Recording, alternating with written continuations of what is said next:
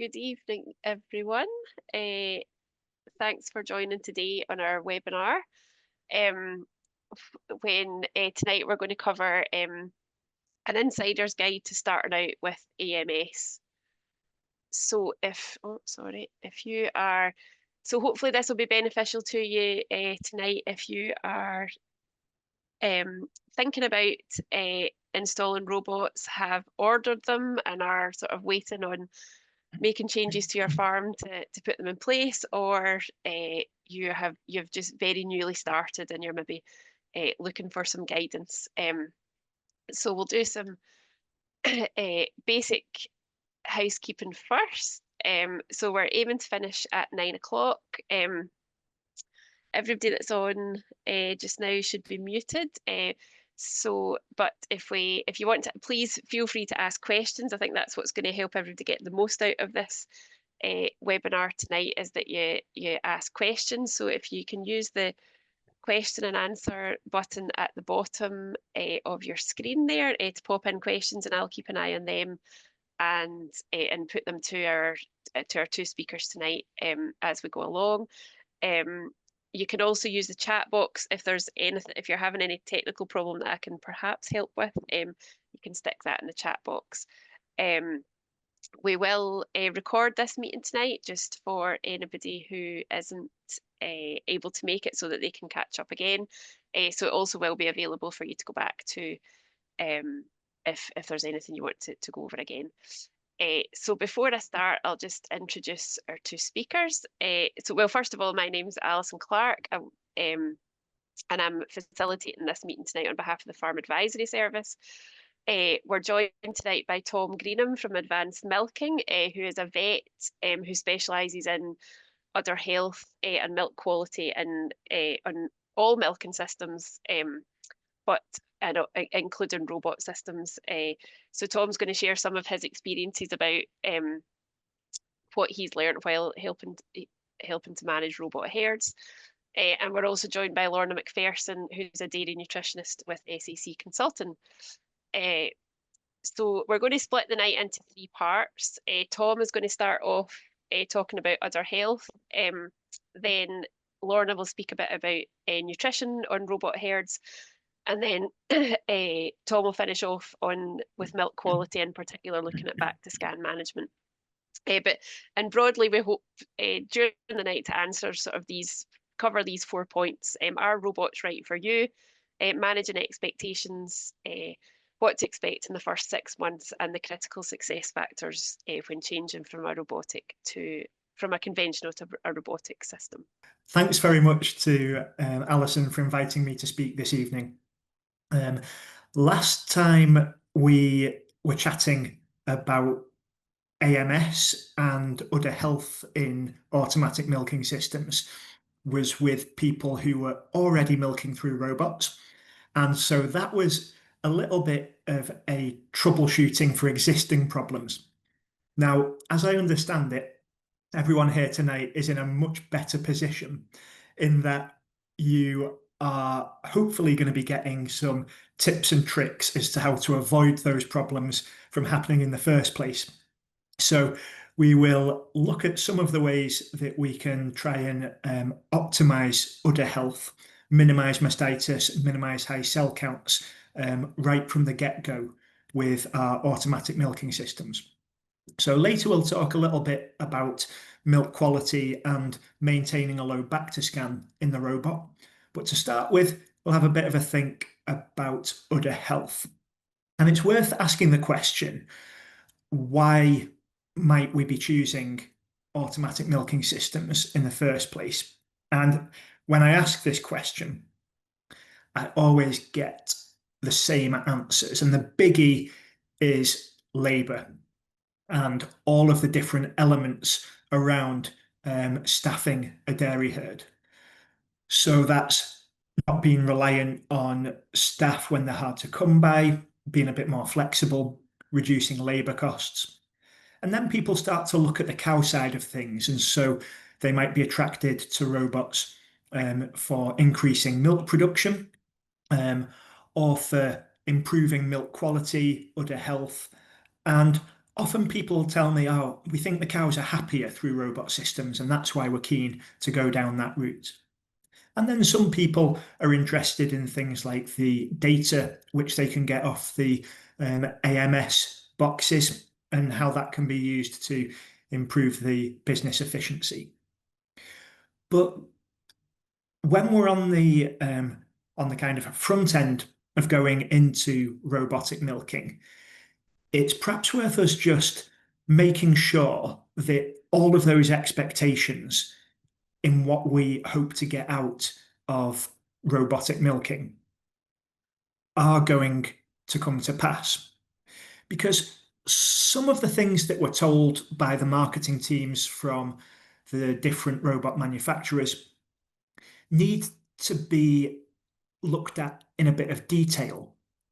Not necessarily because Laylee are spinning us a yarn or Delaval are telling us fibs, but more that some of the advantages of automatic milking systems are easy to miss out on if we don't understand some of the limitations and some of the details involved in milking cows through robots. So there's no doubt that automatic milking systems reduce down to zero the amount of human time that's spent putting cups on cows every day. But that flexibility of time that's created by not being stuck in a milking parlour for several hours a day isn't always as useful as we're told it will be. So robots can free up time to do other jobs. They can free up time to leave the farm. We're not bound to the farm by having to be in the milking parlour.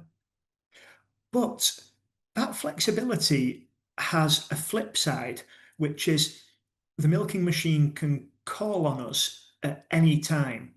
And so it's easy to say, great, I'm going to set today aside to go and do some field work. I'll be on the tractor all day. But then when the mobile phone is ringing us every 25 minutes to say that there's a malfunction in box number 2, all of a sudden that freedom of movement and that freedom to allocate our time how we want it doesn't seem quite as readily available. And another thing which is really interesting is a lot of people adopt robot milking because they're struggling to get staff to milk cows.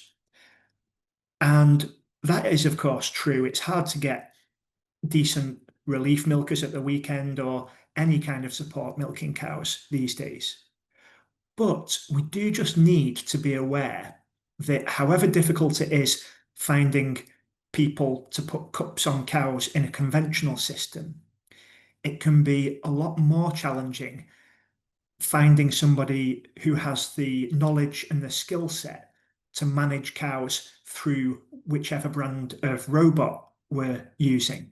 And so I'll sometimes hear farmers who are using robots moaning about the fact that actually they're even more tied to the farm than they ever were, because in their area, it's only actually them who have the ability to keep the wheels on as far as that robot milking setup goes. So worth managing our expectations a little in that area.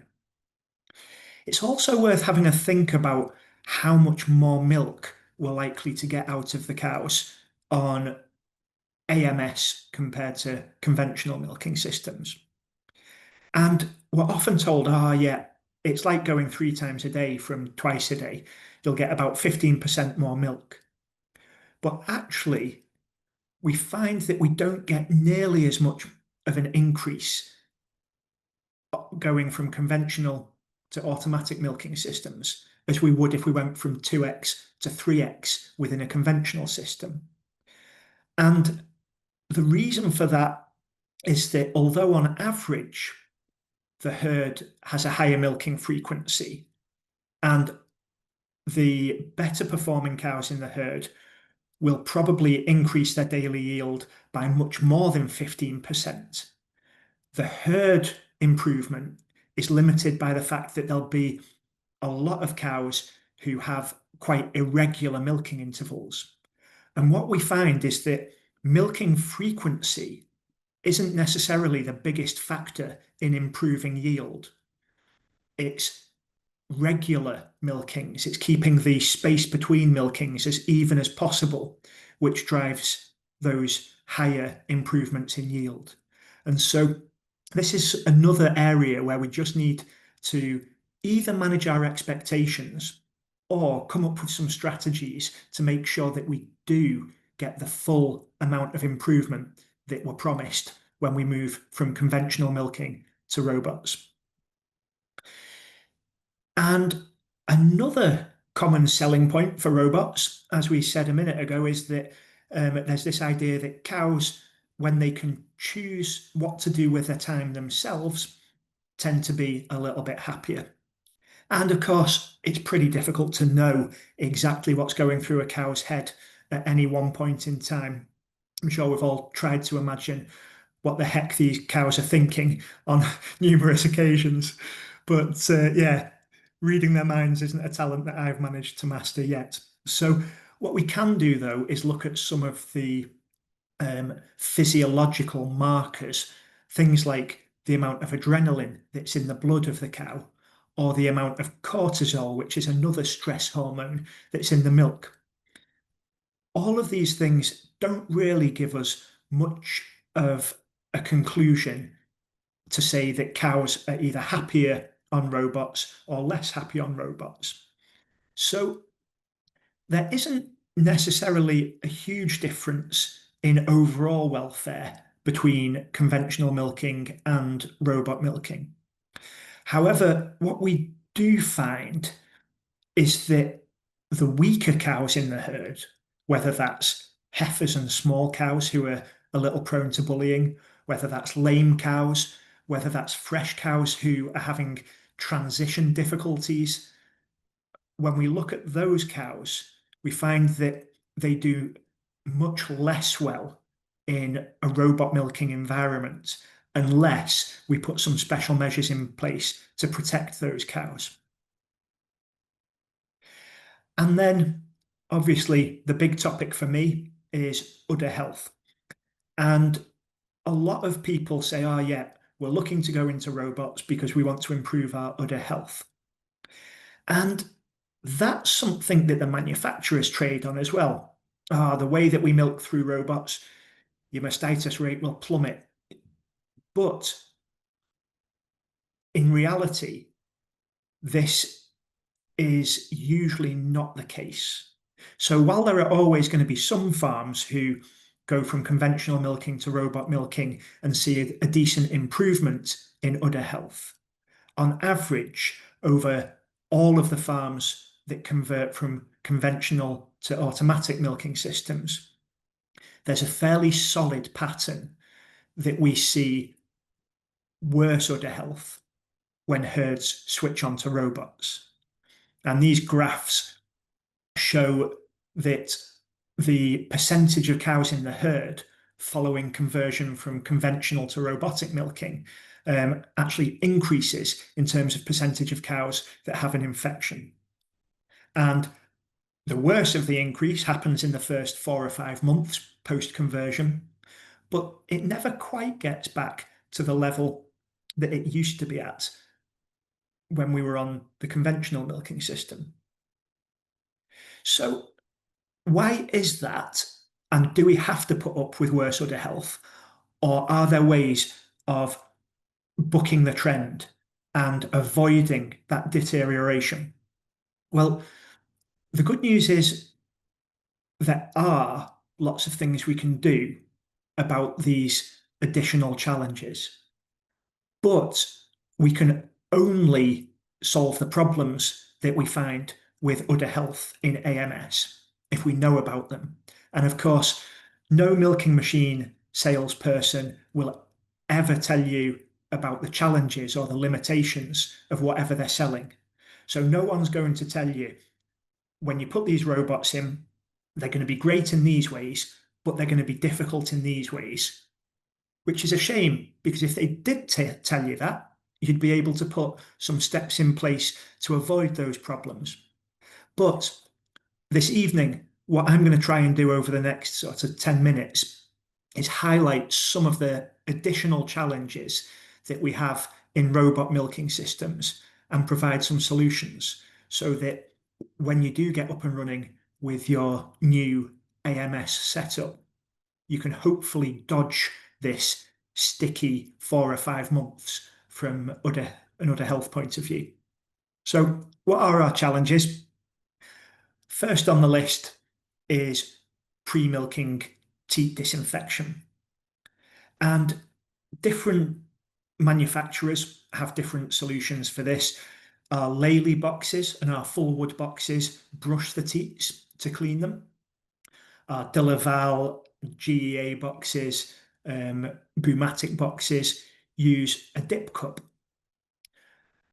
Now, both methods are limited by the same problem, which is the consistency of the robot is usually a strength, but when we're cleaning teats, that consistency is actually a weakness. If we think about when we're cleaning teats, even if we're half asleep at 4 in the morning, you still notice that some teats are a bit dirtier than others, and slightly adapt what you're doing in terms of wiping those teats so that the dirty teats get a bit more attention, and we might just skip over the cleaner teats because they're clean enough. Our robot doesn't have that capability, and so it's cleaning every teat the same, which means our teats that are really clean are probably getting more of a clean than they need, but our teats that are more dirty aren't getting enough of a clean. And so we end up with dirty teats still having a high bacterial load after the brushing or after the dip cup cleaning. And of course, dirt on the teat ends, mastitis risk. So what's our solution to that? Well, there are things that we can change on the robot settings. So on our Lely's and our full woods, we can do what they call the USA settings, where we double brush the teats rather than just brush them once.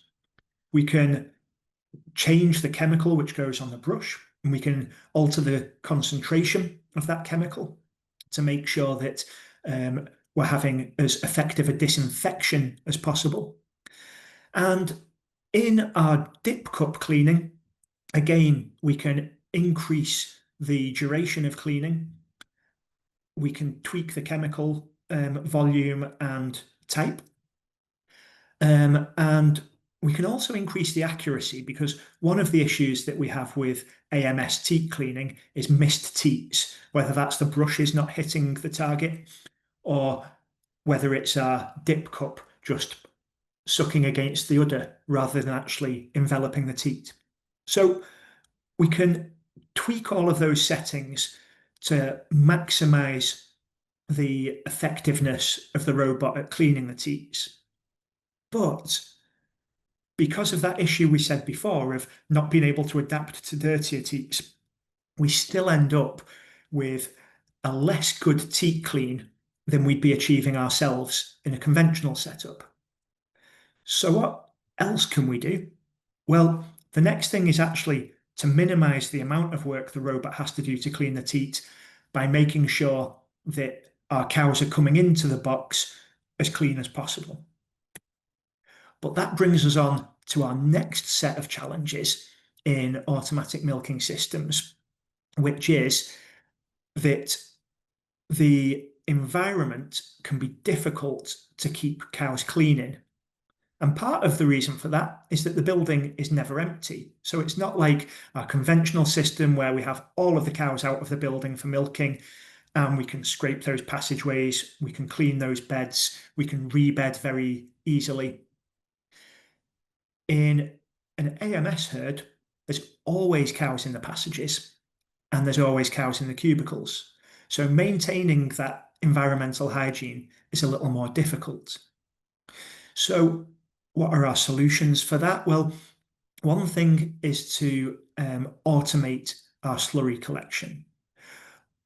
There's a couple of different options. A lot of people go down the route of slats, but the issue with slats is that by themselves, they don't really keep cows clean, because unless the cows are incredibly loose, we're still going to get muck just sat on the slats. So even with slats, we're going to need some sort of automatic scraping solution. Now, that could be blade scrapers on a chain or a rope going down the passageway, but the problem with those is they often make cows dirtier rather than cleaner, because they can generate quite a big bow wave of slurry that gets all over the cow's feet and legs. So actually, the best possible solution is to get robot scrapers. And the good news is you can often get those on grants when the grants are coming around. And in my experience, they're actually the most effective way of keeping passages clean, and so keeping cows clean. The other area that cows can get contaminated in the AMS environment is obviously the cubicles. If those cubicles are mucky, we're going to end up with mucky udders, mucky teats.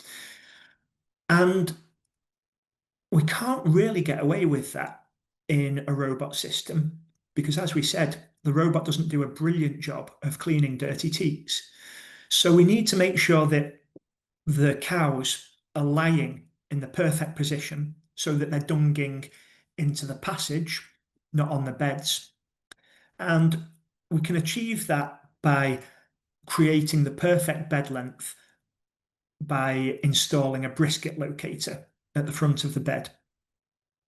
Similarly, we don't want those cows mucking on the beds when they stand, and so we need to make sure that the neck rail is in the right place, that it pushes cows far enough back that when they're stood in the cubicle, they aren't able to dung on the bed then either. Now, a complicating factor comes in to what we can see in this picture here, which is green stick style cubicles, which are flexi cubicles. And for whatever reason, these tend to be pretty common in AMS new builds. But they're actually a bit of a nightmare, because that flexibility allows the cows to lie diagonally and muck on the beds, to lie further forward and muck on the beds, and even to turn round and muck on the beds. So although on paper, these are quite a nice way of providing cubicle partitions for cows, in actual fact, they don't really do the cows any favours. And they're not really any more welfare friendly than a well-designed, correctly proportioned, solid cubicle partition. But environmental mastitis isn't our only type of udder infection. We can also have bacteria that spread from cow to cow. And this is something that I have nightmares about, because contagious spread of mastitis in a conventional system is a bit of a challenge. But contagious spread in a robot can be a massive headache, because it just happens so much more quickly. And the reason for that is that we just have more cows sharing the same infrastructure. So it'd be pretty normal for us to have 40, 50, 60 cow milkings through the same cluster in a robot before that robot gets a deep clean. Which means if some of those cows are shedding Staph aureus, one of our contagious bacteria, there's a lot of potential for other cows to be infected. Much more so than in a conventional system, where it wouldn't be that common to have more than, say, 15, 20, 30 cows passing through the same milking cluster. And it's not just the liners that can spread these contagious bugs. Some of the other infrastructure that touches the cow, so things like our brushes for cleaning the teats, can be responsible for spreading mastitis as well. So what can we do about this? How can we get ahead of this problem? Well, firstly, speaking to your vet about getting some regular monitoring for Staph aureus in place is pretty sensible. And that's something that we would do routinely with the AMS herds that we work with. We'd have a surveillance system in place so that if we do get Staph aureus problems, we know about them early when it's only a few cows rather than half the herd infected. And we can try and minimize spread by using the tools on the robot that rinse or sterilize the milking units between cows, either on a targeted level, so we can do that after cows that we suspect might be a problem, or if we're really worried, we can do that after every milking. And people sometimes worry that that's going to reduce their visits per hour and reduce their productivity. But to be honest, it's not normally adding that much time that it's going to be a big limiting factor to box efficiency. The other thing that's important if we've got brushes is that we change those regularly. And if we do have any concerns about contagious mastitis in an AMS herd, I'll normally make sure there are 2 sets of brushes at any one time for each box, and I'll change those daily so that the brushes are only on the box for 24 hours, and then they'll sit in peracetic acid for 24 hours whilst the other set of brushes are on, and we just rotate round like that. And that goes a little way towards stopping the build-up of these contagious mastitis bacteria on the brushes. Another control point for our contagious mastitis is our post-milking teat disinfection. And that's all well and good as long as it's getting on the teats. But what we tend to find is that the spray systems that we have on Lely, De Laval, and Fullwood boxes are often not particularly accurate. We can see here that it's a swing and a miss for this post-dip spray. So we need to optimize the accuracy of our sprays. And on most of the modern box models, we can actually turn on laser guiding to make sure that we're as accurate as possible there. The dip cup post-milking disinfection tends to be a little less vulnerable to missing teats, other than what we find is that during winter, the cows are often kicking the cups off before the teats have been dipped. And we think that that's because when the dip is very cold, the cows don't like it. They get used to the fact that that's about to happen, and they vote with their feet, kick the unit off before they get their teats dipped in freezing product. And of course, we need the right product, whatever we're doing with our post-milking teat disinfection. Another challenge is missed milkings, whether that's a failure of attachment on an individual quarter, or whether that's irregular intervals. Both of these things are a mastitis risk, and they also are a bit of a kind of self-promoting problem in that if a quarter isn't milked, it's obviously then going to be full of milk when the cow next comes into the box, which means the teat is going to be sat in a different position to what the robot is used to. And so it's even more likely that we have a failed milking a second time on that quarter. So what do we do to get around this? Well, if we've got failed milkings, we can alter the milking permissions so that normally we wouldn't let a cow come back into the box for another 4, 5, 6 hours. But if she's had a missed milking, we can make it so that she can come back in whenever she wants, so that we get that missed quarter milked as soon as possible. And to solve our problem of cows visiting the box at irregular intervals, we can do 2 things. The short-term solution is to fetch the naughty cows.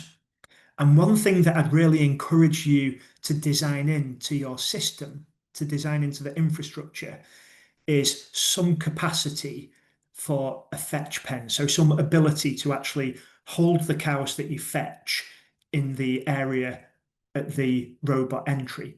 And that makes your life so much easier and also allows you to deploy some tactics to make the box a bit more efficient and increase your productivity.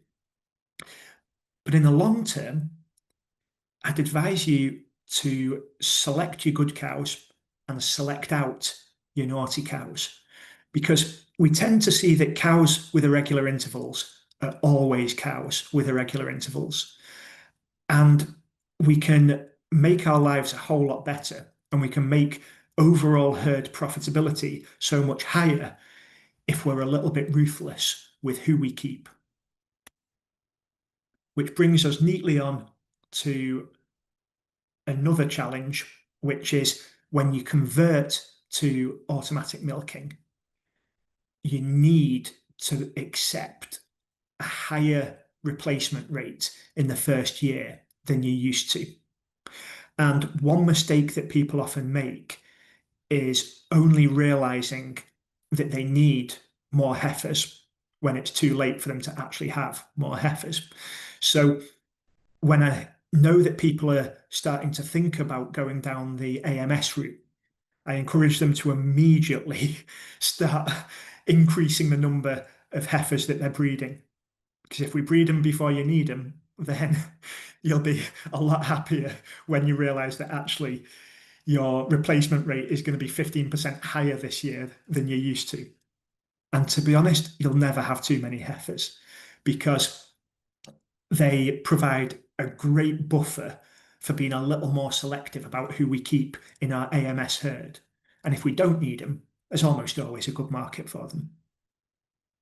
Talking of heifers brings us on to another challenge, which is that heifers and less dominant cows can really disappear through the cracks in terms of performance in an AMS herd. And that's because they don't have that regularity of milking that they would have had in a conventional system. I was looking at some video footage that I took a few weeks ago, and there was a cow who was slightly lame, not hopping, just a little bit uncomfy. And she went over to the box. And for various reasons, I was videoing the yard with the robot entry. And when I was reviewing that footage, it slowly dawned on me that this same cow had been queuing to enter the box for about 5 hours. I wasn't watching in real time. I was watching sped up. And during the time that she was trying to enter the box to be milked, there was about 20, 24, 25 cows walked out of nowhere, barged her out the way, and went in. And that's actually really common. We can see heifers and sick cows and shy cows spending ages waiting to be milked, which is clearly going to squash their yields and increase their mastitis risk. So what can we do about it? Well, if we're a largish herd with 3 or 4 robots, we can actually dedicate one robot to the less bolshy members of the herd. So our heifers, our shy cows, our poorly cows, and that way they get a much greater opportunity to compete for the box.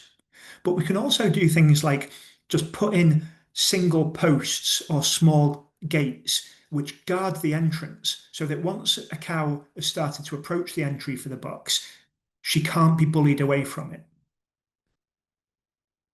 And talking of lame cows, this is a bit of a mindset shift that we need to have when we're dealing with an automatic milking herd rather than a conventional herd, because lame cows just don't perform in robot herds.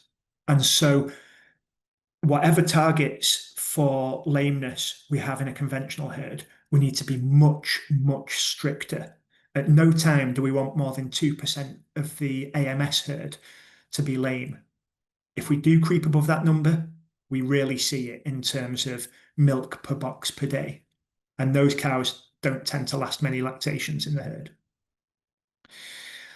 Finally, another mindset change that people need is that it's really, really difficult to graze cows on robot systems. Loads of people are doing it, very few are doing it well. And so if people tell you, oh, yeah, we'll get you grazing just as you like, just be a little bit cautious. It can work if we have a guided traffic system like we might have on our Delaval or our GEA robots. It almost never works with free access cows. The one thing that might change that is if we're going down a batch milking route, but that's a different topic for a different day. And finally, the question is often asked, can I get away with just bunging boxes in my existing building? And of course, that's a bit of a how long's a piece of string question. But some buildings aren't and never will be suitable for putting robots into. So it's worth getting somebody to advise on this who's seen an awful lot of robot layouts, because we need to make sure that we've got really good cow flow around the building, including decent feed access. We need to make sure that the robot isn't too far away from the bulk tank or the silo. We need to consider things like airflow, lighting, floor surface. All of these things will feed into whether it is possible to retrofit robots into our existing buildings or whether we're on a hiding to nothing trying to do that. So to wrap up, are robots going to be the right choice for you? Well, there's a few things, a few do's and don'ts, really. We can't be too attached to the idea of keeping our cows as a grazing herd because it's really, really difficult unless we go down a batch milking route. You've got to love the tech because you are going to spend an awful lot of time dealing with the technology. So if you're not motivated to do that, you're pretty soon going to grow to hate your robots. The flip side of that is you also need to be a cow person because, as we said a minute ago, one of the secrets to success is really selecting the cows that suit robot milking and weeding out the girls who don't. And being a data person helps with that as well, because the robots obviously give us a ton of data. And if we can sift through that, it can give us a lot of help in terms of managing the cows and improving us as cow people as well.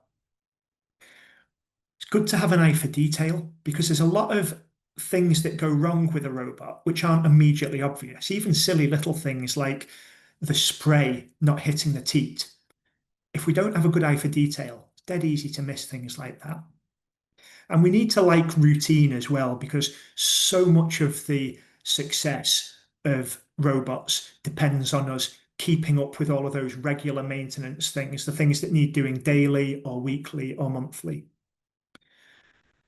And the final point on there is that we actually need to be a little bit bolshy, because we can get much better performance out of our robots than a lot of people are achieving. But we're often a little bit handicapped by the fact that the engineers either don't know themselves what they could be doing to fine tune the robot systems, or they're just that busy that they don't really have the time and the energy to sit with us and have those conversations about how we can get that next 5% out of our robots. So one thing that would make you the right person for robot milking is if you're not afraid to push your suppliers and push the people that you work with to help you become better. So if you are heading down the robot route, the things that are going to make it an easy and happy decision for you are if we nail the building design. You want to make sure that you're not too far away from your service engineer, because in the early days, you're going to really need a lot of hand-holding to get through that difficult transition period. And then in an ongoing regard, you don't want to be waiting too long when you have a breakdown. Essentially, every 2 hours that a box is not working is about a day and a half of lost yield. So you don't want to be waiting half a day for your engineer to get out to you. You'll be more successful if you have the ability to replace cows quite freely, especially in the first year. And also, you'll be more successful if you're able to push the yield on these cows, because higher yielding cows milk better through robots than lower yielding cows. Weirdly, a lot of people think it's the robot that makes the high yield, but it's actually the high yield that makes the robot work. And we can't go into robot milking with borderline udder health, because it's quite likely that we're going to see a little blip in udder health when we convert. We need our udder health to be good to start with so that we can actually tolerate a little bit of a reduction in performance. As we've said, lame cows are a no-no. So if 20% of your herd are up on bricks, then you need to address that before you start heading down the robot route. And the final linchpin that really holds things together in automatic milking is having a specialist nutritionist who is pretty switched on as to the unique ways that we need to feed cows in an automatic milking system, which neatly brings us on to Lorna's talk, because that's the topic that she's going to address in a lot more detail. So that's me done. Thanks very much, and I'll hand over to Lorna now. Okay, super. Right. Good evening, everyone. So what I'm going to cover in the next wee while is just talk about the basic principles of feeding through robots, which will be quite different, particularly if your cows have been used to not used to getting cake in the parlour currently. We're going to touch a wee bit just on concentrate intake.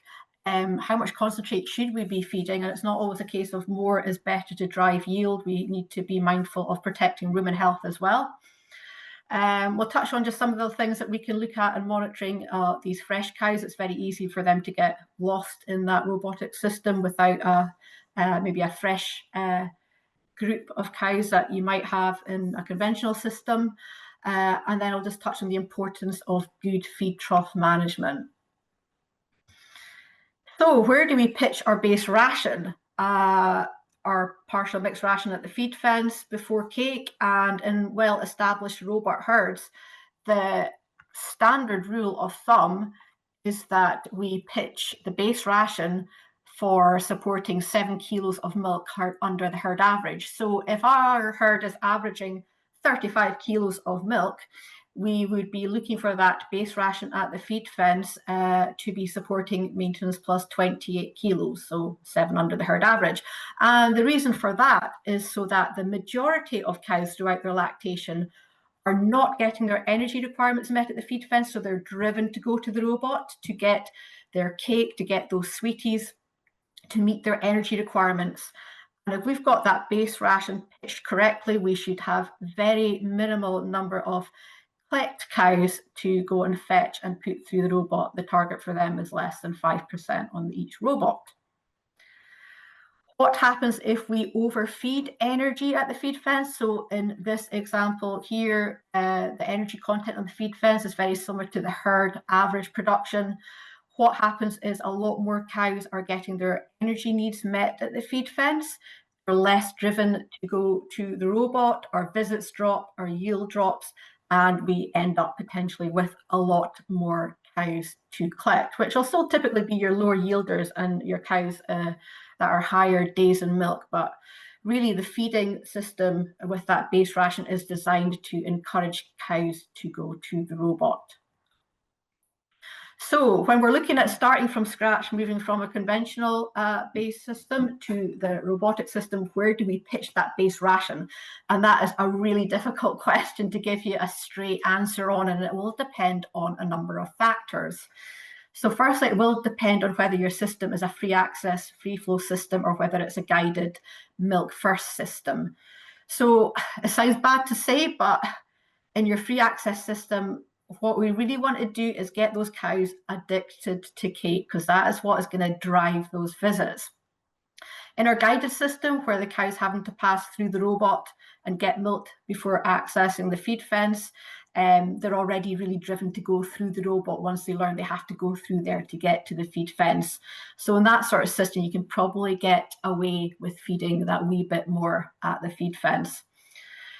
If you're moving from a system where the cows are not getting parlour fed, it's probably really good practice just to give them a top dressing on their base ration of the robot cake they're going to get for maybe a good week or so before they go onto the robot system, just to get them used to the nuts, so they're more likely to clean up and eat them readily once they go into the robots.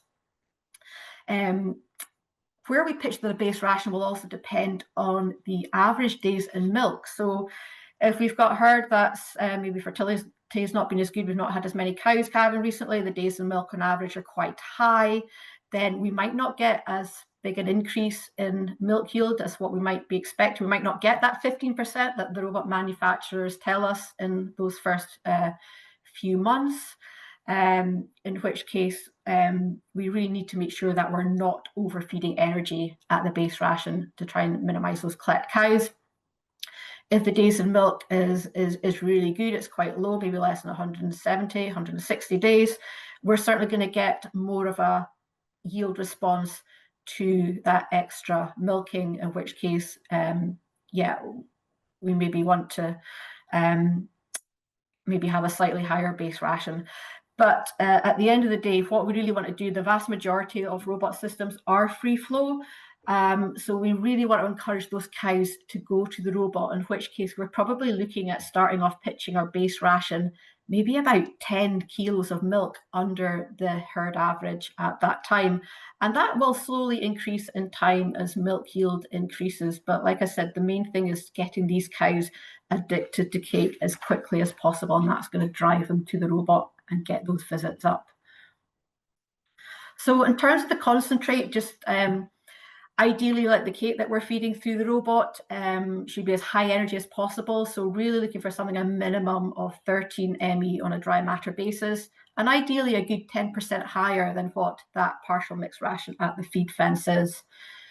We also want to make sure that cake is going to complement the base ration. So if our base ration has got a lot of cereals in it, we're maybe feeding a good bit of whole crop or maize silage, then we need to make sure, particularly for our high yielding cows that are getting a lot of cake through the robot, that we're not feeding a really high starchy cake when we've got a lot of starch in that base ration. So we maybe want a cake that's got higher fiber levels, higher NDF from things like sugar beet pulp and soya hulls, and maybe not so much high levels of cereals in it.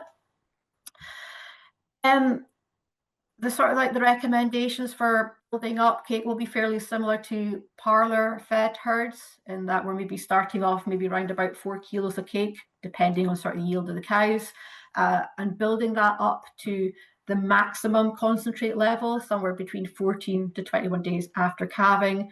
And then we want to hold that till probably about 60 days in milk. But this will very much depend on where cows are peaking and also what's happening with condition in those first few weeks. But this is just sort of standard guidelines. And then after that, day 60, moving on to a feed to yield curve. And we can check whether that's working for the herd or not, looking at some of the really useful graphs like lactation graphs that we can get from the robot, and also look at that in relation to body weight and maybe looking at where peak yield is occurring. Again, a lot of these recommendations are going to very much vary depending on the type of cow you've got, the level of milk production, and what conditions like. We want to make sure that in the run up to drying off, at least a fortnight before drying off, the level of concentrate has come down quite low. We're potentially restricting milk access at this stage to maybe just twice a day milking, or in some cases maybe even just once a day milking to get the yield to an acceptable level for drying off. And also the way that we control concentrate feeding in the robot and milk access towards the end of drying off will very much depend on what condition is like, making sure that we're achieving target condition score for drying off and at calving. So yeah, this is just some of the really useful graphs that a lot of the robot manufacturers will be able to look at. And this is great. It really gives you a good overview of how the herd is performing. So the red line is our lactation curve. And you can often get these graphs broken down into just looking at your first lactating heifers and then the more mature cows. So we can see in this example here that milk yield increases very quickly after calving. And we've got a rather sort of flat sort of lactation curve. We don't really have a very prominent peak. The good thing is that yield is fairly well maintained and it doesn't drop off very quickly. We do see quite a drop in body weight, body conditions. So the green line, it does start to pick up quickly after those cows have sort of reached peak yield. And this example here, we've got quite a flat lactation curve.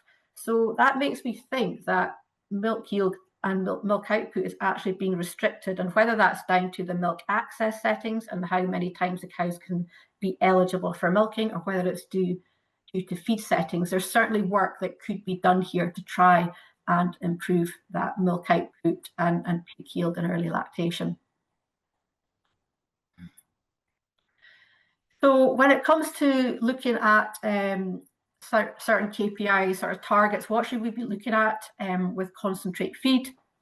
And one of the things we should be really looking at is the number of refusals per cow per day. The target there is between 1 to 1.5. And the reason why looking at refusals is important is because it's very closely correlated to availability and energy supply from the base ration. So if refusals are higher than target, it means that cows are potentially seeking more energy. They're wanting to get milk. They're wanting to get their sweeties in the robot. So if that's the case, is there an issue with accessibility of the base ration? Is it being pushed up often enough? How accessible is it? Is there feed space issues, stocking density issues, or is it an issue with the ration itself in terms of palatability, or maybe the silage quality has changed and it's not as good and the cows are driven to seek more energy from the robot? And if refusals are really low, then potentially are we missing out on more visits and, of course, milk yield on the back of that? Another good target KPI to look at is the amount of rest feed. So that's the feed that the cow hasn't eaten, but yet she is allocated to be able to eat a certain amount of feed. And if the rest feed is, say, higher than 5%, she's obviously not being able to eat the amount of feed that she's allocated. Sort of the opposite side of that is looking at the feed consumed. So if the target for rest feed is less than 5%, the target for feed consumed is over 95%. So we want to make sure that cows are being able to eat very close to the amount of milk, amount of cake that they're actually allocated for their level of milk production. So rest feed can be controlled by the feed size per visit. Are they getting 2 kilos? Are they getting 2.5 kilos, 3 kilos per visit? But also the speed of delivery of that cake in the robot as well can make a difference to the rest feed and the feed consumed. If feed consumed is low, potentially we are compromising on production and also health. So what is the maximum amount of cake we can feed in the robot? And I see huge variations on farms with some really high yielding herds. And I've seen some herds be feeding up to about 15 kilos of cake, which I think at that stage, we're really starting to run into issues with rumen health and acidosis territory. But just to put some sort of calculations on it, sort of the average box time in terms of the time that the cow is in the robot, having the udder prep and being milked is roughly about 7 minutes on average. And we know that cows can eat pellets at a speed of about 0.3 to 0.4 kilos per minute, and it'll be slightly less for blends. So at a rate of 0.3 or 0.4 kilos per minute and a 7-minute average box time, we're looking at an intake of somewhere between 2.1 to 2.8 kilos per milking. Now, we always talk about that magic 3 times a day milking, sort of achieving that average 3 times a day milking on a robotic system. So 3 milkings a day is going to mean our concentrate intake could be ranging from 6.3 to 8.4 kilos. But we will have some really high yielding early lactation cows that are maybe eligible to be milked 5 times a day, in which case we're looking up to 14 kilos of intake there at the speed that they can potentially eat at, which I would say is probably too much. The risk is with feeding too much concentrate in the robot, we're not necessarily going to get more milk out of these cows. The downside is if we push it too far and compromise rumen health, they're just going to eat less of that base ration and get less forage into them to protect rumen health. So I would advise sort of a maximum feed size of about 2.5 kilos per visit. Certainly in early lactation, we're wanting to build concentrate levels up quite quickly and get these cows milking really well. So sort of as a general rule of thumb, we'd be looking at increasing concentrates by about 300 grams per day. However, once we get past that 60 days or wherever that number of days is set for the cows to move onto the feed to yield curve, we don't want to take the cake off them too quickly either if their milk production is sort of lower than what we can justify with a maximum level of cake. So we don't want to reduce that feed too quickly either and lower milk production even further. So sort of recommendations would be to reduce cake feeding by about 100 grams per day after they move onto the feed to yield curve. Towards the end of lactation, we've just also got to be mindful of the fact as well that if we don't feed enough cake in the robot, we are going to discourage them from coming in as well. So rule of thumb is that we don't want to be feeding much less than 0.75 kilos per visit. If less, they're more likely to not want to visit the robot. A lot of cake manufacturers will offer cakes that are not mineralized. Vast majority of cakes will be mineralized as standard, but it is possible to get them without minerals. And the thinking behind that is that the palatability of the cake is much improved because there are some minerals that are quite bitter tasting, particularly magnesium. So it's just to be mindful of the fact that if you are looking at feeding a cake in the robot that is not mineralized, we do need to make sure that we mineralize the base ration adequately to make up for that. I always think it's a really good idea to have your forages tested for minerals just to see what the potential deficiencies are, but also are there any antagonists that could be locking up trace elements and reducing their absorption in the gut. It's also just good to do maybe just now and again a full sort of dietary review of mineral supply, just to make sure that the minerals you're feeding are tailored to the deficiencies in your forages. Some of the maybe common deficiencies that we can come across in robot herds where they're not feeding a mineralized cake are things like zinc, selenium, and vitamin E, which are all really important in the immune system. So again, just thinking back to what Tom was talking about and thinking about udder health, these are all really important in immunity and fighting infection.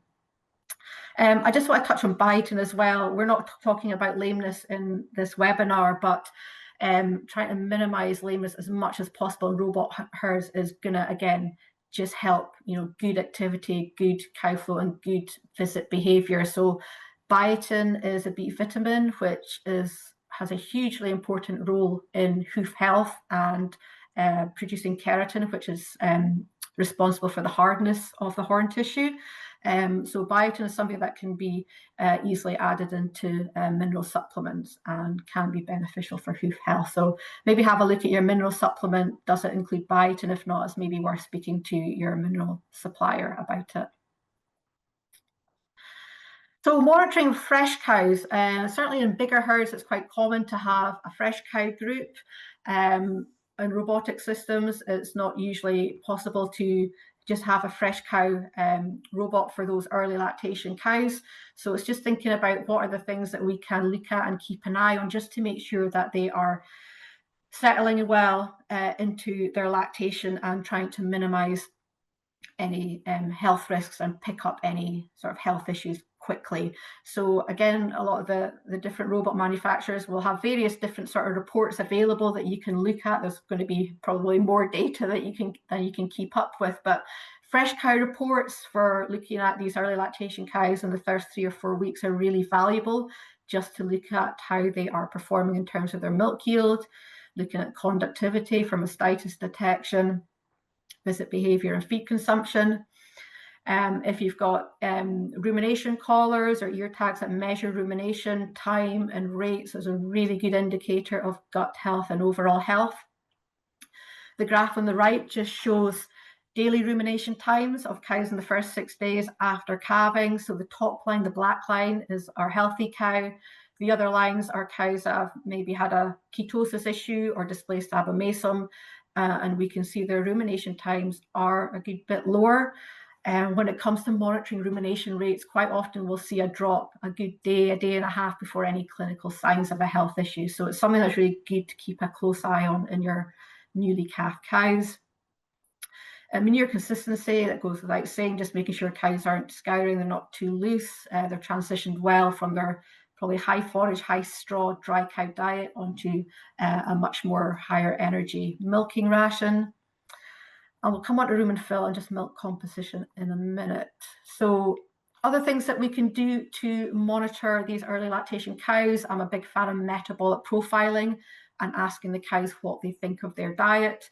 There's key measures in the blood that we can look at to assess energy status, such as beta-hydroxybutyrate and NEFAs, which is your non-esterified fatty acids, which gives a good indication of energy status over the last couple of weeks and will indicate the degree of negative energy balance and body fat mobilization. Blood urea is also good just to look at the supply of rumen degradable protein, making sure we've got enough protein there in the diet. Milk composition data, it's maybe quite a crude sort of measure, but it'll still give us a good indicator as to energy status. So sort of herd average milk protein levels, if they're below, I would say maybe 3.1 or less, that would tend to indicate poor energy status, and chances are if your milk protein levels are around about 3 or less, then the cows are not going to be in good body condition either. We can also look at the ratio of fat to protein. So a ratio of over 1.4, where we've got quite a high fat percentage, can often indicate ketosis, where we've got quite rapid breakdown of body fat reserves, and some of that fat is going into the milk. On the other hand, if we've got a very low fat to protein ratio, that can be indicative of acidosis with low butterfat. And there's various cow-side tests that we can look at to detect ketones in milk and blood as well. On the whole, ketosis risk and incidence tends to be slightly higher in robotic herds. Again, because we're looking at that extra milking, the cows are yielding that wee bit more and just slightly under a bit more metabolic pressure.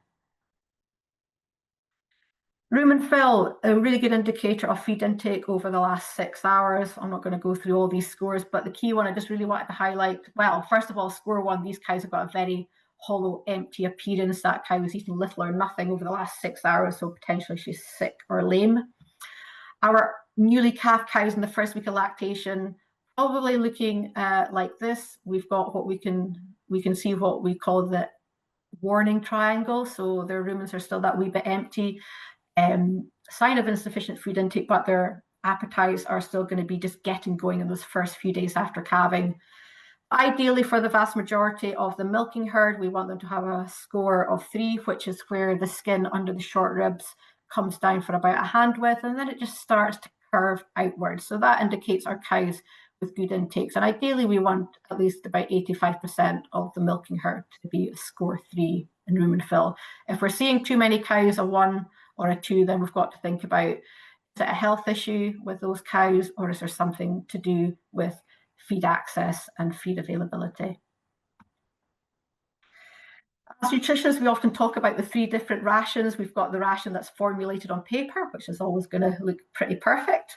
We've got the ration that's offered to the cow, and then the ration that's eaten by the cow. And these 3 can actually vary quite considerably depending on mixing accuracy and cow behavior. So we can see here the cows are really rooting through that mix. They're trying to eat the concentrates, the sweeties first, and what happens at the end of the day, we've got a lot more of the more higher fiber more stemmy sort of forage particles left. So we've got quite an inconsistency in terms of what the cows are eating throughout the day, which can set them up a wee bit in the first 12 hours or so for like subacute ruminal acidosis, where they're eating a lot more of the concentrates and finer forage particles in the first part of the day. So just some of the consequences of that are lower rumination rates and fluctuations in rumen pH, which can impact on feed conversion efficiency and dry matter intake. If there's a good bit of ration sorting going around, we'll see a good bit of sort of variable muck. potentially drop in milk production and slightly lower butterfat tests. So what can we do to try and combat that? If we're feeding particularly high dry matter silages, high dry matter TMRs will be a lot more easy for the cows to sort. So can we add a wee bit of water in and just bring the dry matter of the mix down to about 40%? We can add molasses as well, which again will just help bind some of the concentrates to the forages and just reduce how easy it is for the cows to sort them. And just making sure that chop length of the forages as well is good. It's not too long, making it easier for the cows to sort. Yeah, so in terms of, just wanted to mention the importance of good feed bump management, just because in robotic systems, the best sort of herds that are getting, really good success with robot systems is where we've got really good consistency in terms of mixing of the base ration and consistent push-ups and good sort of stable dry matter in the mix. It's very, very consistent. For your sort of typical Holstein Friesian cows, I'd be aiming for a target dry matter intake of about 18 kilos from the base ration. Things that are really important in any system, regardless of whether it's parlour or robot system, is feed trough cleaned out every day. But we're still aiming to have a minimum of 2% refusals. So we are trying to maximise intake and maximise forage intake at the feed fence for good rumen health. Regular push-ups as well. So, these automatic feed pushers are sometimes going 8 to 10 times a day and really do make a big difference in stimulating higher dry matter intake. With that as well, we potentially get more milk, better butterfat percentage, and less risk of acidosis, as the TMR is being mixed every time it's pushed up. It's more consistent, and we tend to just see better performance, less risk of acidosis, less refusals, the more regular push-ups that we're getting. Encourages cows to come up to the feed fence. They're eating more little and often. Another important thing just to bear in mind is how many portions are you feeding for the number of cows. If it's more than 5% out, get the diet reformulated because they're not eating what they should be. So for example, if we've got 100 cows in the group, but we're only feeding 90 portions, we're actually underfeeding these cows the concentrates they should be getting by about 10%. So feeding frequency, I know there's a lot of herds that it's just not practical to feed more than once a day, but certainly the biggest stimulus in getting cows to eat more is delivery of fresh feed. Push-ups, regular push-ups will go part of the way to maximising intakes, but if we can feed cows out twice a day as opposed to once a day, as we can see in the bottom left-hand graph here, we will get increased feeding times, and we also saw that when herds went from twice a day to 4 times a day feeding out. And the more times cows are fed out as well, we actually get more consistency of the TMR as well. So this graph on the right is just looking at the percentage of NDF or fibre in the TMR.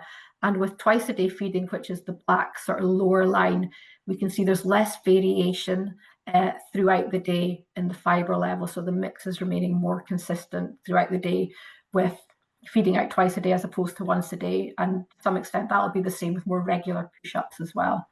So better for rumen health and feed conversion efficiency. So my take-home messages, I'm conscious of time, it's really important to get the base ration pitched correctly for where your cows are milking herd average at the moment, and also where you want them to be and where you think they're going to be in a few months' time. The key thing is not to overfeed energy to the base ration, get these cows going to the robot because they want that cake. So concentrate intake, yeah, very important. Are we feeding efficiently to maximise milk output, but not too much that we're affecting intakes of the base ration and compromising rumen health. Think about monitoring your fresh cows. There's different ways of doing that, from rumination rates, activity monitors, looking at the dung, cud rates, etc. We want to be able to pick up any fresh cow issues early. And also just think about your feed trough management. Is it as good as it can be? Because consistency is key, and a good consistent ration every day is really important to the success of robotic milking systems. Thank you, Alison. I will stop sharing my screen. I'm happy to take any questions now, unless you want to hand over to Tom. No, I think we'll quickly we'll answer. We've had 2 or 3 questions come in that are specifically related to nutrition. So I think Okay. we'll end a bit about cow management on the robots. I think probably it'll be appropriate for both of you to maybe answer some of these. So the first one was, as a high yielding TMR die-hard herd, what are the possibilities of really pushing the narrative of feeding high quantities of cake to achieve a high yield? So I guess he's asking how much can you get How away much with? can you feed? For really high yielding herds, I would say, well, I mean, I know some high yielding herds I'm working with and probably averaging around about 37, 38 kilos of milk a day. I know there will be some touching 40. And I would say that herd's probably feeding a maximum of about 12 kilos of cake. But fantastic quality 12 ME silage, a good bit of maize silage in there as well. I'd just be worried that once we start to get up to like 14, 15 kilos and there's some concentrate in the base ration, there's just not enough forage there for rumen health. And I just think those cows are on a knife edge. I Yeah. don't know if either Tom, you want Tom, to have add you anything? any I don't experience of think what you've don't seen? think I'd say anything different to that really. I think that it's always tempting to push as hard as we can, but it's often quite obvious. The cows tell us when we're pushing too hard, and I'd agree with your kind of estimate of when we're likely to start running into trouble there. Yeah, it almost sounds like the push has to come from the PMR part of the ration rather than relying on it from the cake part. So the second question, on a large-scale robotic farm where a fresh group is still possible or planned, what time period would you advise keeping cows in this group? For either of you. I would have thought maybe about the first 3 weeks. Really? Yeah. I suppose even like 3 weeks is maybe when you the vets may be coming in, maybe doing some fresh cow checks as well. But I suppose you really want to get those cows integrated into the herd and into the robots. I suppose it depends partly on calving pattern and space, but I would have thought there's certainly no need for longer than 3 weeks. Yeah, in terms of the herds that I work with that are big enough, have enough cows and enough boxes to run a fresh cow box, there's an element of practicalities in terms of people are reluctant to understock a box too much, which means that they'll often keep cows in that group a little bit longer than they need to from a kind of TLC point of view. So I'd agree with Lorna, the actual requirement for cows to be in that fresh cow group would normally be sort of the first 3 to 4 weeks. You could probably expand that to sort of 5 or 6 without too much trouble. I guess whether you can keep cows in that group for much longer than that depends a little bit on whether you're feeding differently for that fresh cow group. In which case, as those cows start peaking and hitting some of the kind of punchier yields, it may be that they outgrow that group simply in terms of the different nutrition in your fresh cow group. Having said that, a lot of people will actually feed the fresh group the same as the high yielding boxes. It'll be the same diet outside the box at least, in which case I guess there aren't really so many downsides to keeping cows in the fresh cow group a little longer. But in terms of how long they need to be in that group, by the time they've hit 4 weeks, they're probably robust enough that they'll hold their own in the high yielder boxes. So yeah, 3 or 4 weeks would be normal. Probably just a bit more risk as well to move them when they're a wee bit later, like at peak yield as well. Just thinking about stress, different group, different social hierarchy needs established. So maybe it's not a good idea to do that wee bit later at peak yield. And final question was probably directed to you, Lorna, is there a benefit to feeding products like glycopass to early lactation cows to drive energy intake? Yeah, I know a few herds that have got the facility to feed some sort of propylene glycol or that sort of product in the robots really for the first maybe like 5 or 6 weeks. And yeah, I think they definitely have merit in some really high yielding herds potentially where ketosis is a risk. So yeah, I think that's definitely a benefit if you've got the facility to do it and you're you pushing some cows with like really big yields over 60 kilos, which sometimes quite hard to feed for that. I think these products do make a big difference. So would you be thinking if somebody's putting in a new robot system, that's a facility they should be considering having available, having installed from the outset to, I so think that if it's they've got the available. cows and the genetics and they're looking to be hitting those highs and really going for Yeah. looking for an average 40 kilos, that's what they're looking to target. I would say it's almost a no-brainer to do it. Excellent. Good. Okay, right, that's all our questions for just now. So we'll hand back to Tom for the final part of his presentation. Okay, thanks, Thanks, Tom. Alison. I will just reshare my screen. Okay, hopefully everyone can see that. So we're going to finish on milk hygiene, back to scan. And I'm a little conscious of time, so what we won't do is dive too deeply into some of the areas which are essentially the same as in conventional systems. But what we will do over this last sort of 10 or 15 minutes is look at some of the unique risks for high bacterial load in the milk that we find in automatic milking systems. So just as in conventional systems, we've got some key risk areas for high back to scan in our robot herds. The bacteria can come from direct contamination of the milk. It can come from contaminated robot infrastructure, or it can come from contamination of the bulk tank.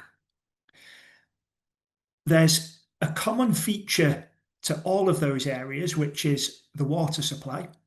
And because there's water in all three of those main risk areas, if we have a dirty water supply, we're going to increase the potential of introducing bacteria in those three zones. And any contamination, whether it's direct contamination of the milk, contamination of the robot, or contamination of the tanks, that is going to be made worse. The bacterial load in the end product is going to be higher if we're not cooling that milk properly. And when we do have problems with high back to scan, we can get a little bit of a heads up, a kind of early signpost as to which of these different areas is causing our problem by taking milk samples, and the balance of bacteria that we find in those bulk tank samples will let us know which of those three areas is likely to be the limiting factor. So with our direct contamination, it can simply be from mucky robots.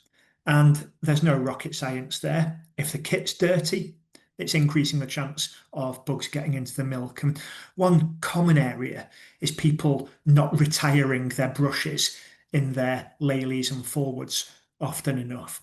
And obviously, brushing teats with dirty brushes is only going to be adding to the bacterial load.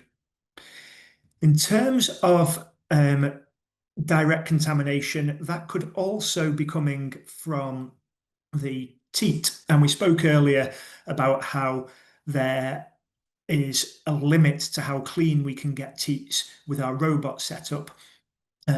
So fine-tuning our teat cleaning is going to be a big part of reducing our direct milk contamination, and obviously giving the robot an easier ride by reducing environmental challenge is a biggie as well. And we spoke about the two key areas of that: passage cleanliness and cubicle management as well. So we needn't look into those in any more detail. There's an additional way that we can directly increase the bacteria in the milk, which is milking mastitis quarters. And this is a little bit more of a problem in our AMS herds than it is in our conventional herds. Because in a conventional system, unless our milking team are particularly dozy, they tend not to milk many mastitis quarters into the tank. But the way that we detect mastitis in automatic milking systems is a little different. And for various reasons, we tend to miss more cases. So it's a little more common for high Bactiscan to be a result of milking mastitis quarters into the bulk tank in our robot herds. And there are a few different ways we can mitigate that. We can actually alter some of the algorithms that detect mastitis so that we are improving our detection rate and, more importantly, reducing the amount of false positives you get. Because what we sometimes find is that mastitis detection on the robots is too sensitive, which means that you folk are getting dozens and dozens of mastitis alerts on your mobile phone. But when you go and check those cows, none of them have mastitis because the test is oversensitive. And of course, what that means is you start ignoring them, because who has time to check healthy cows? And that means that when we do get a true positive case, we ignore it and it gets milked through the system. So yeah, bit of a can of worms, really. But we need to be aware that our Bactiscan might be a result of poor udder health rather than poor machine cleaning. Talking of machine cleaning, basically the same principles apply to cleaning a robot as cleaning a conventional milking machine. We need the right chemical, we need the right amount of it, the right concentration, right temperature, and it needs to get to the right place, which is basically everywhere. And we need it to have a long enough contact time and needs to move quickly so we get a good physical clean. The good news is it's pretty rare for us to have problems with machine cleaning on our robot boxes.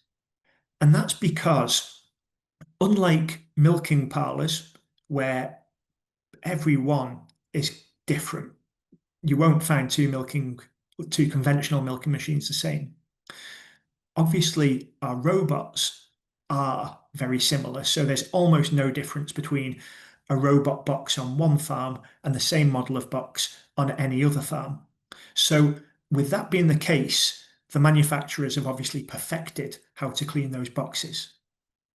So we only really see problems with robot cleaning, that circulation cleaning, when there's something daft happening, which might be our dosatron hasn't been well maintained, and so it's not delivering the concentration of chemical that we think. Or it's often silly things like these milking liners weren't fitting to the jetters. There was air bleeding into the system, and that was causing a more turbulent flow of circulation cleaner, so it wasn't getting everywhere that it needed. But by and large, machine contamination is pretty rare in AMS herds, unless, of course, we're cleaning with dirty water. And so it's important for us to be checking our water quality. Now, if we're on the mains, then we can be a bit more relaxed, unless, of course, that mains water is going into a big header tank, a big storage tank somewhere. And often we'll think there won't be a problem with water quality because we're on mains, but there's contamination build-up in those storage tanks. Boreholes, springs are, of course, even more vulnerable to contamination. And so it's worth sampling our water on a regular basis, either at the source or at the business end where it's coming out to our boxes. Both of those things can be useful. Milk cooling is a much more thorny issue in automatic milking systems than in conventional systems, for the simple reason that milk doesn't travel through the system as quickly. When we're milking 20 cows at once in a conventional parlour, we're obviously generating a lot of milk in the receiver, and so the pump is constantly moving that larger volume of milk. And so it's never sat in the pipe between milking parlour and bulk tank for very long.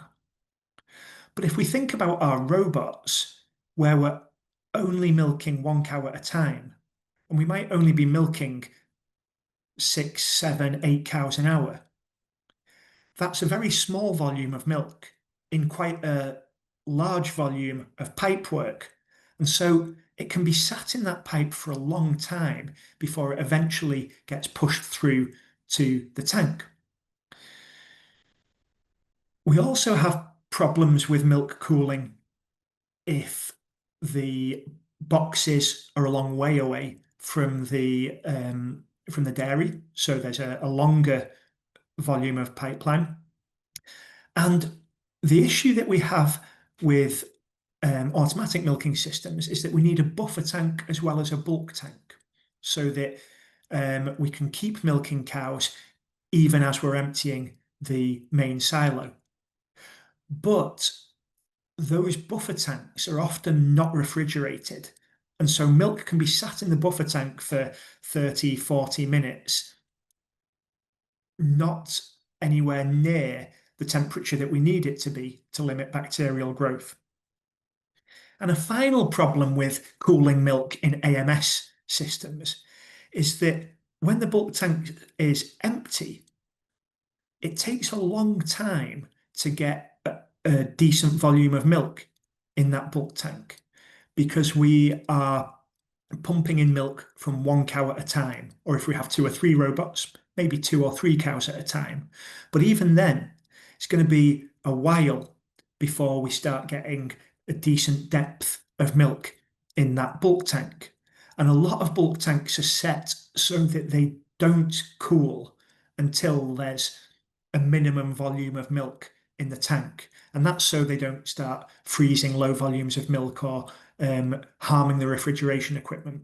But that again can mean that we have a big volume of milk sat not being cooled for 1-2 hours after collection, missing that target of 4 degrees C within 30 minutes of milking.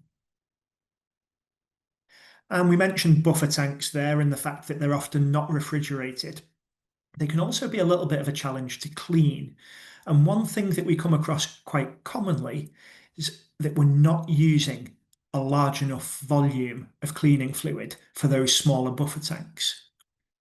Another issue is that quite a few AMS setups don't have an automated cleaning cycle for the buffer tank, which can lead to the tank being sat with milk residue in there for quite a few hours before someone comes along and starts that cleaning process. To divert milk from buffer tank or into the buffer tank or into the bulk tank, we'll have a load of different valves, and they're a weak spot in that they often don't get cleaned with the same regularity as the rest of the plant. So that's another area of weakness for Bactiscan in our AMS system. The bulk tank contamination is basically the same set of principles as we find in conventional systems, other than that issue of slow filling, which I mentioned before. So we don't need to major too much on that. The principles that you'll be bringing across from conventional milking apply to bulk tank hygiene in our AMS herd as well. So what are the solutions? Well, we've already covered some of these. We've talked about how we can manage slurry in passageways and keep our cubicles clean. And in terms of teat hygiene, we've spoken about optimizing the protocols for pre-milking teat cleaning. Doing things like making sure the brush height is correct is important as well. And of course, singeing the udders, trimming the tails means that the machines have an easier job of keeping those teats clean too. With the machine cleaning, the only thing that's really worth flagging up is that we need to have a bit of a monitoring system to make sure that we're using chemical at the rate that we should be. And that's perhaps a little more important in AMS herds than conventional milking, in that with everything being automated, there's a bit of a tendency for it to be out of sight, out of mind. And it's not that uncommon, daft as it sounds, for me to be called in for a back to scan issue on a robot herd. And it turns out that it's as simple as the alkali chemical ran out 3 weeks earlier, but it wasn't on anyone's checklist, so no one picked up on it. Cooling is probably the set of solutions where you'll get most mileage when you are trying to optimize your back to scan in your AMS herd. So for yourselves who are considering setting up an automatic milking system, first thing to do is try and make sure that your bulk tank is as close to your robots as possible, so that we're minimizing the volume of pipe work. If we're concerned that the milk is going to be sat in that pipeline for a while, then what we can do is install pre-coolers, plate coolers or coil coolers for the milk as it leaves the box and enters the pipeline. And then at least we've got cool milk sitting waiting in those pipes. And it's really helpful to insulate those pipes. It doesn't have to be anything clever, just those kind of hollow foam tubes that we would generally insulate plumbing with. But if those pipes are passing outside to go to the dairy, an extra way that we can reduce heating, particularly in summer, is to wrap the insulation in a second reflective layer so that we're not getting radiation from the sun heating up our milk. And I have, on a few farms where the dairy has been kilometers away from the robots, actually introduced second cooling systems to keep the milk cool in the lines. But if we can get in with the initial plan to make sure that our robots aren't too far away from our bulk tank, then we don't need to go with those kinds of expensive additional measures. And either insulating or adding cooling systems onto our buffer tank can be a big help in summer as well, particularly if, despite our best efforts, the wash cycle on the bulk tank is a pretty lengthy process, as it is on a lot of tanks, especially de Laval tanks. They have a very rigorous 45-minute cycle on a lot of them. And we need to make sure that all of those divert valves are getting cleaned as well. Bulk tank, this is basically the same kind of recommendations that we'd be making regardless of whether we're AMS or CMS. The one thing I would say is, if you are buying a new bulk tank, have a chat with your supplier about what the process is for the refrigeration mechanisms kicking in at low volumes, and try and get something that isn't going to be disadvantaged by that slow fill rate. So earlier we talked about critical factors for udder health success in our AMS herds. We can look at a few factors that will improve our back to scan success in robot herds as well. So starting with those clean cows, as we discussed a little bit in the mastitis session, we need to optimize our environment so that our cows are entering the boxes with teats as clean as possible. But then we can fine-tune our teat cleaning program, whether that's improving accuracy of dipping and brushing, whether it's making sure that the height is right, that we're brushing the whole of the teat, but not brushing dirty udder skin down onto the teats, or whether we're changing the protocols, so we're going to USA settings for double brushing, or whether we're extending our in-cup wash from a 6-second wash to a 10-second wash. All of these different options are available. And unlike a lot of our conventional herds, another critical factor for milk hygiene success in robots is good udder health. So minimizing the number of mastitis cases that we get and maximizing our detection success of the mastitis cases that we do have, so that we aren't putting tons of strep hubris bacteria into the bulk tank. We have spoken about those challenges for cooling milk when it's only moving quite slowly through the system. And we've said that having the dairy and the milking facility as close together as possible is a big chunk of avoiding warm milk. And adding pre-cooling close to the boxes so that we're running cold milk through the pipelines is a sensible option to go with as well.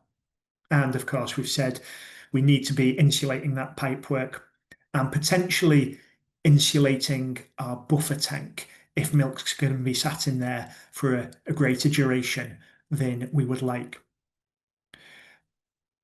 Bulk tank, we need to be choosing a bulk tank, if we haven't already got one, where the chilling mechanism is appropriate for low volumes.